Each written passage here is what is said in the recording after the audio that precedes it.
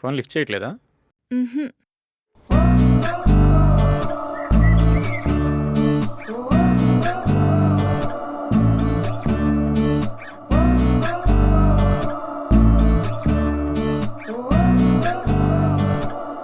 Hello, ఏంటి అన్నిసార్లు call చేసావు? అబ్బాయి పెళ్లి చూపులు ఇంటర్వ్యూకి వచ్చాడు కదా, పాస్ అయ్యాడా ఫెయిల్ అయ్యాడా? మరి లేకపోతే ఇంకెందుకు కాల్ చేస్తారే? జస్ట్ వెళ్ళారే, అయినా నీ తొందర ఏంటే? ఇలాంటి ఫాస్ట్గా తెలుసుకోవాలి, లేకపోతే నాకు ఆగదు. ఆపవే బాబు.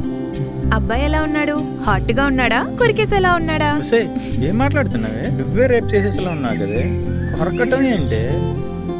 అబ్బాయి బాగున్నాడు, మంచి జాబ్. కానీ కానీ ఏంటే, నువ్వు నీ పోగ్గాడి కోసం ఆలోచిస్తున్నావా? అవును, ఒసే అవునేంటే, వేస్ట్ నా కొడుకువాడు. జాబ్ లేదు, బొక్క లేదు. వాణ్ణి కరెక్ట్ కాదు. రిలేషన్షిప్ గురించి ఇంట్లో చెప్పమంటున్నాడే, ఏం చెప్పాలి? అసలు ఎలా చెప్పాలో కూడా నాకు అర్థం కావట్లేదు. మూసుకొని కూర్చోవే నువ్వు. చెప్తే ఫస్ట్ నేను ఇంట్లోంచి బయటకు గెంటేస్తారు. ఆ వెధవకి జాబే లేదు, జాబ్ చేసే ఇంట్రెస్ట్ అంతకంటే లేదు.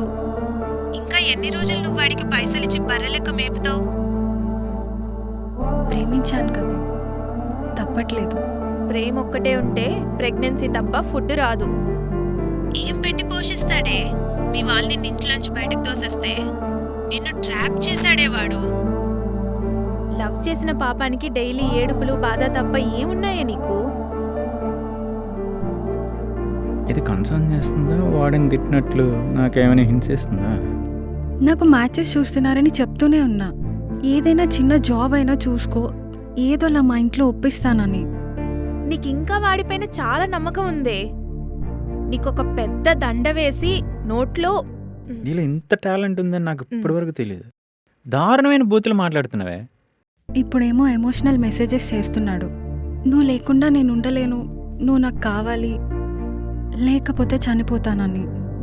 ఆ సావని, ఆ పురుగుల మందు కూడా నువ్వే కొనేసియాలి. బేకార్గాడు, పీడ పోతది. అసలు ఏం చేయాలో అర్థం కావట్లేదు తేజు.